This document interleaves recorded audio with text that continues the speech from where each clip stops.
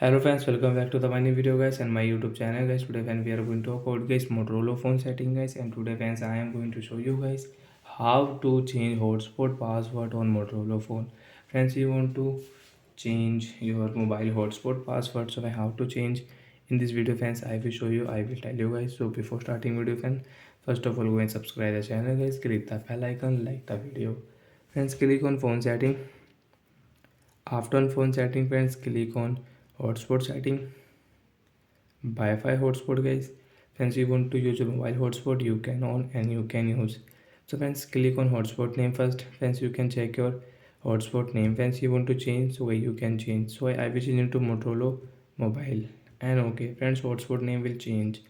Same setting with password. Click here. Friends, you can check your Motorola phone hotspot password. Friends, you don't like this password, you want to change. So first guys, cut this password, new password guys, you can set.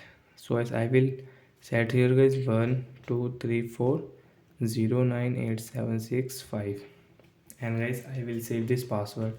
Friends, now you can check password has changed on our Motorola phone. So like that guys, you can change your password. And friends, you can change your manage device setting and limited device guys, you want to change, you can change from here guys.